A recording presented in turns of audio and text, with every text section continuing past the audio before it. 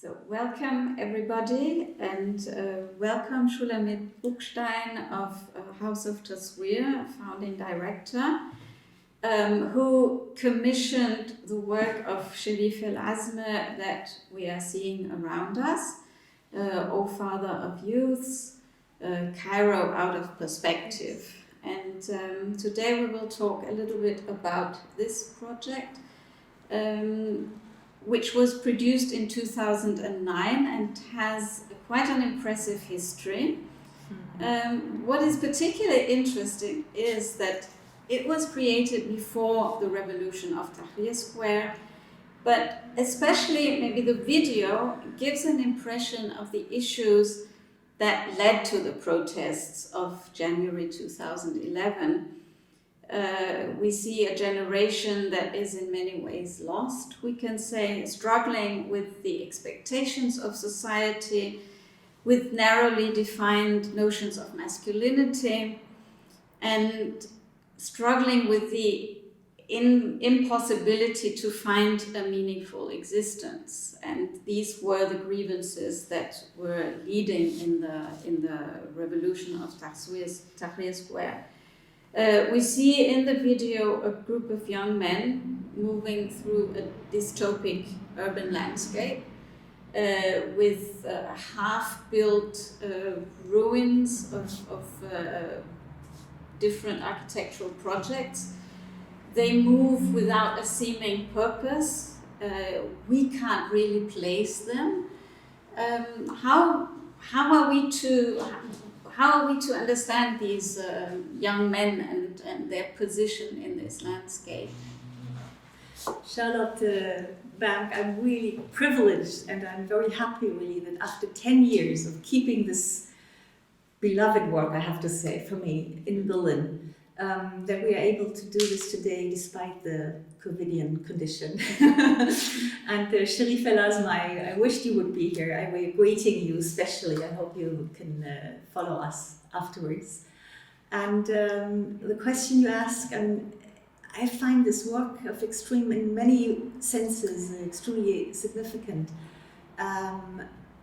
I think the context is important because Sherif El Azma, quite single-handedly, but apparently also acting as a collective, in the year 2007 founded a Cairo psychogeographic society that invoked the history of this society reaching back to 1989. So that was the first impression I had, that there's a very intelligent, theoretically informed, critical artist doing things in Cairo with the city, with the psychic situation in 2009. That goes back to a longer history of very active engagement with European or Parisian, in this case, theoretical issues. That's just in parenthesis. And inside the video, right, 2009 is really a forensic piece. I mean, it really advances what pre-tells the story of then 2011. That the voice of the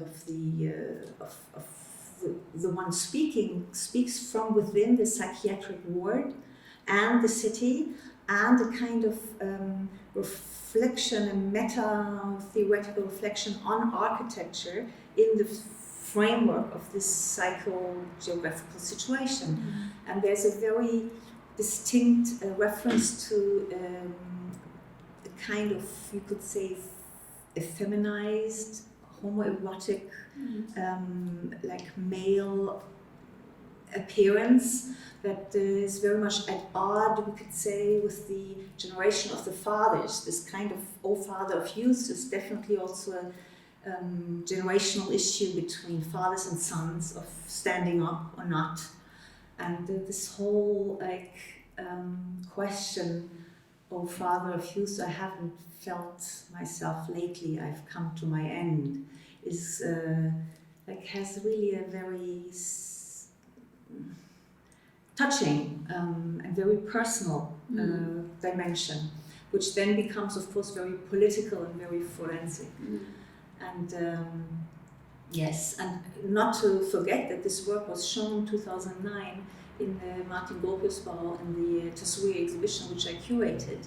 And even there it was placed in the context that we call polis, and we contextualize it with the Italo Calvino reference to the invisible cities, where you have this imaginary city of Eudexia or Eudoxia, which is on the one hand the center of the universe, maybe like Cairo, center of the universe, but on the other hand has a very dystopian dark side of fire blasts, crumbling houses, dust, screams in the dark, which is another forensic reference to, I mean, we just have to think of August 4th, what happened in Beirut.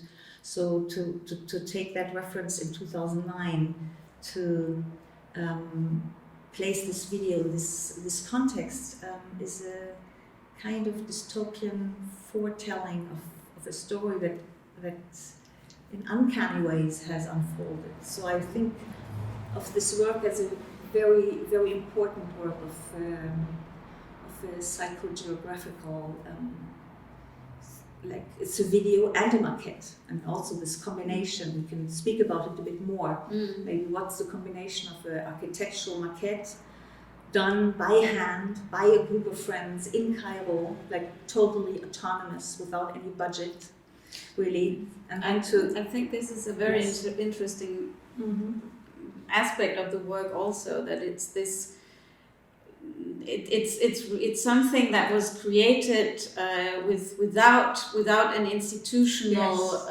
frame. Right. So it's something that is very intimate. It shows this very close connection between the artist and his work.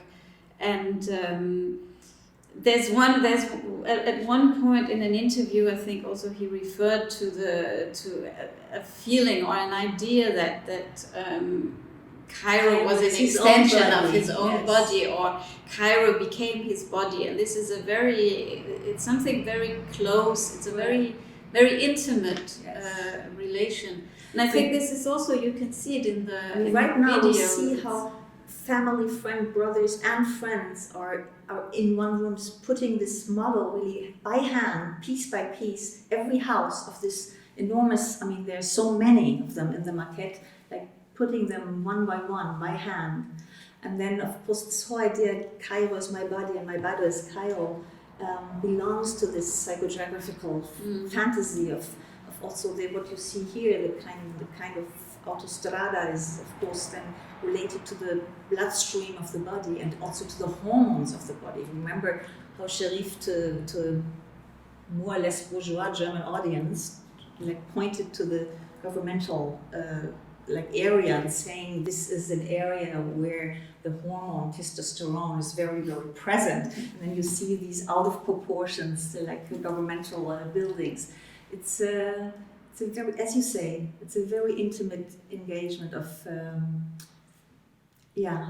more intimate than the Guy Debord sketches. Yes, exactly, I think exactly. It really is, and I don't remember a piece in the context of the Situationists that comes from a city like Cairo. It doesn't exist. I think the collections.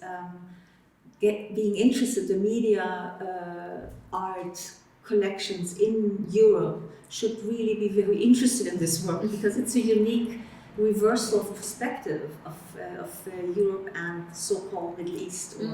So to have a work of such intelligence and brilliance in the video, psychically and artistically and theoretically, in a European collection would be so inspiring. I mean, this work must not disappear again into some sort of personal, this is a plaidoyer, of course, that is important. Yes.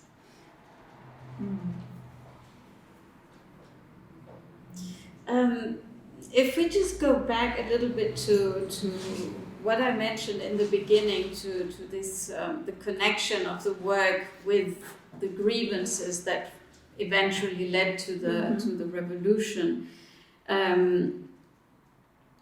I find the title very interesting, "O Father of Youth," because the father generation doesn't appear physically in the video, but it's of course there, and it's very much there in the architecture and the geographical situation of the city. And we have these young men in the video hanging around, playing with each other without really knowing what to do with themselves. And in many ways, this whole title holds this. It's a reproach. It's an attempt to settle a score with the father generation that led down the young generation. It's true, because the "O Father" is in the singular, "O Father of youths" is in the plural. There's a whole generation, and the repetitive refrain of the piece is always this: I have done what you've told me to. And this is both to the psychiatric authority in the ward, like in the hospital, as well as to the state. I mean, the state is telling the young men to be faithful citizens, to be nationalists, to go to the military, etc. And then there's this whole like uncanny citations of German traditions of like the healthy soul, the healthy body, etc. So there's a lot of that in the father in terms of the state, the authority, health issues, right? And it's a very subtle counterfuge of doing something with that expectation, right? And the disappointment. And then in the end you have all these men like mingling in a kind of dance that is like a happy machine, a terrible adjustment to the expectations of this neoliberal agenda of happiness that goes together with capitalism. And just a week ago, Sherif and I talked over social media channels, and Sherif is teaching at the university, and but he told me that this psychogeographic condition of finding the rifts or the gaps in the city, that they're no longer there. I mean, it's all plastered up, like in this like center of the Beirut too. I mean, you have no more cracks in the places that we now see here in the video. So it's also interesting that you cannot do this kind of critical flaneur agenda if you don't have cracks. The cracks are the wounds, are the position from which the artist talks, right? So it was a bit of a kind of a loss. There's a loss of that possibility of finding the personal cracks in the city that you feel as your own body. It's a lot of love, of course, and desire for the city. It's very, I mean, in Beirut, Tony Shakar does these meandering routes to the city where a very similar take is and similar framing of theory is involved. Yes, these two I think are related. Yeah. Okay, so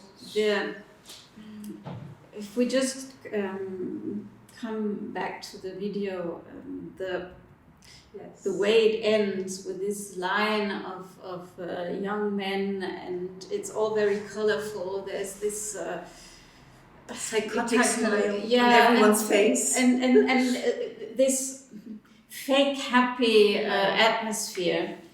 And at the same time, we know about the background of the video. We don't maybe know the personal history of every single of the young men, but we know their situation. We know the situation of their generation, and we are presented with this happy floating image in the end, which I think is also quite interesting in terms of the fake, the expectations and the fake promises that young people, maybe especially in the Middle East, but we could actually say they are confronted with it everywhere. I mean, but the amazing thing is what happened in between them in this 1 year after, because the whole uprising or protest or activist creativity happening in Tahrir Square was the first of a series as we know them. But I remember how mesmerized I was by so much collective, somehow beauty, I would say, in this sort of solidarity that was shown on the square in terms of creating a kind of anarchic, alternative human community on the spot, on the square. And this was like, it swept over. It was almost like messianic in scope. And then, of course, we know it went to Rio.